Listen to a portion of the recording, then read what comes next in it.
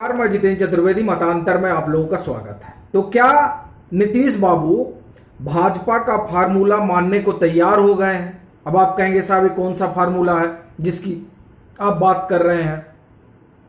तो उस फार्मूले पर आने से पहले उस घटनाक्रम को समझना होगा जिस घटनाक्रम से ये बात निकल कर आई कि साहब भाजपा ने ये फार्मूला रखा था। और उस फार्मूले के बाद जो है बड़ी आप ये समझिए कि सियासी घमासान चलने लगा और वहां का पारा बड़ा चढ़ गया।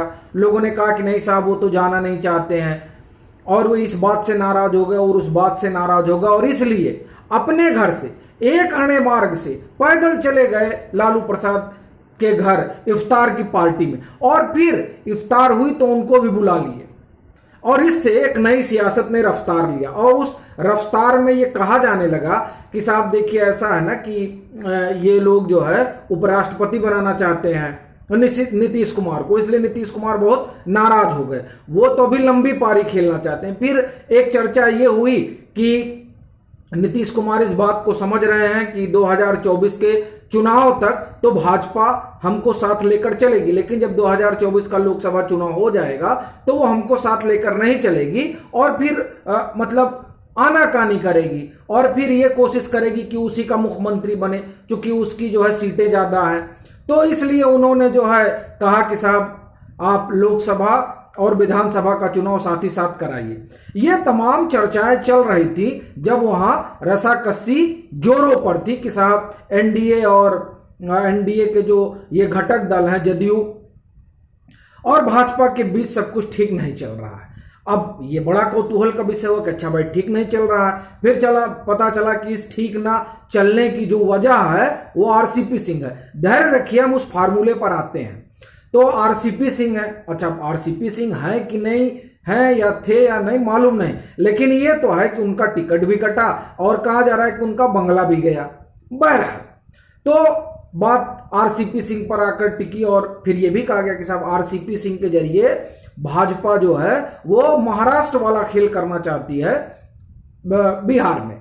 ये तमाम चीजें चलती रही। और फिर एक चीज और आ गई कि देखिए जो जाति जनगणना है ना, जाति जनगणना के लिए नीतीश बाबू ने पूरा खेल रचा था, क्योंकि वो चाहते थे कि जाति गणना हो, जातियों का सर्वे हो। जाहिर तौर पर ये उनकी राजनीति को और अगर राजद की राजनीति को वो सूट करता है, क्योंकि बिहार में जिस तरह से भाजपा का प्रभाव बढ़ रहा है, जाहिर तौर पर जाति के आधार पर बनी पार्टियां या हम ये कहें कि इसे आप कहिए सो कॉल्ड सोशल जस्टिस के नाम पर बनी पार्टियां परेशान होंगी ही, क्योंकि नरेंद्र मोदी के उभार ने एक नया तरह का मोमेंटम तो पैदा किया है और उस मोमेंटम ने उन दलित शोषित और पिछड़ी जातियों को भाजपा से जोड़ा है, जो चाहे वो राजद हो उसमें जाकर उनकी हिस्सेदारी नहीं हो पाई उससे जुड़कर, और चाहे और अन्य क्षेत्रीय जातीय दल हो।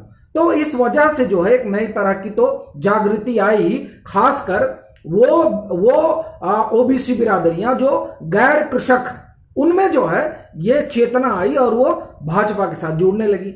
अब जब वो भाजपा के साथ जुड़ने लगी तो ये दल, चाहे वो जदयू हो, चाहे राजद हो, चाहे समाजवादी पार्टी हो, इन लोगों के लिए एक अलग तरह की समस्या खड़ी हो गई। समस्या क्या थी? अपने जनाधार की, जो जनाधार खिसक रहा है। अब उस खिसकते जनाधार ने जाति गणना का एक नया मुद्दा उठाया।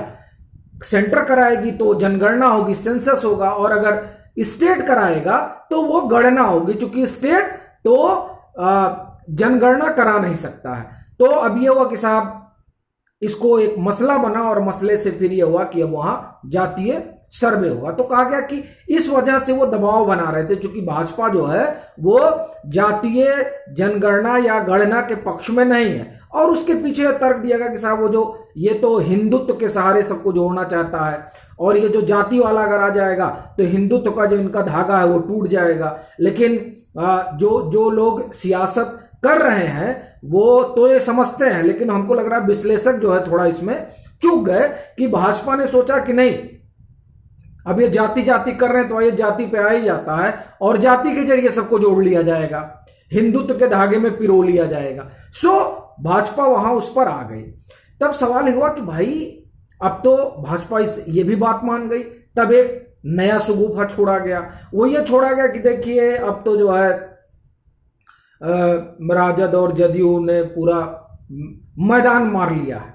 खैर, तो भाजपा कहाँ रहने वाली थी, उसने एक तरफ रोहिंग्या का मामला फंसा दिया और एक तरफ जो है कहा कि ओबीसी की जो गणना हो उसमें जो है देखा जाए कोई फर्जी ना आ जाए। और फिर जनसंख्या नियंत्रण आ गया। जनसंख्या नियंत्रण आते ही जो है आग बबूला हो गए नीतीश बाबू। और अब उसमें एक और इन लोगों ने जोड़ दिया, धर्मांतरण को लेकर भी कानून बनना चाहिए। ये तमाम चीजें चलती रहीं और ये कहा जाता रहा कि नहीं ऐसा है तो नहीं ये हो रहा है। अब हम लोग आते हैं उस फार्मूले पर, जो अब अगर ऐसी चर्चा है, और ये चर्चा कहां से उठी है, उसी बिहार से उठी है जिस बिहार में सबसे पहले ये चर्चा हुई थी कि उपराष्ट्रपति बनाने की बात हुई है।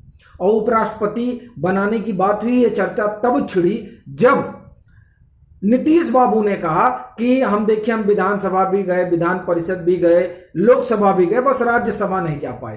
तब वहां से ये बात खड़ी हुई कि अच्छा वे राज्यसभा की जब बात कर रहे हैं तो इसका मतलब ये हुआ कि इनको उपराष्ट्रपति पद के लिए कहा गया होगा। फिर बाद में बात आई कि नहीं उपराष्ट्रपति के लिए कहा गया और ये नाराज हो गए। तो अब क्या चल रहा है, अब चल रहा है कि नहीं अब बात राष्ट्रपति की होगी। तो अब राष्ट्रपति वाली चर्चा चल रही। तो अब अगर जो उत्साही लोग राष्ट्रपति बनवा रहे हैं तो कोई हर्ज नहीं है। हालांकि देखिए वहां भाजपा ने कहा भी कि नहीं बहुत सारे लोग दावेदार हैं और अच्छे अच्छे लोग हैं और नीतीश बाबू भी बहुत जो है योग्य व्यक्ति हैं।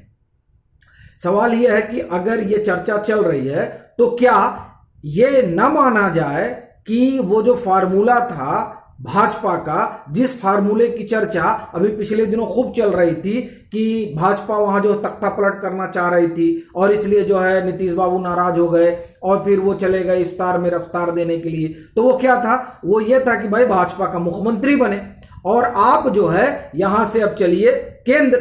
ये फार्मूला यही था।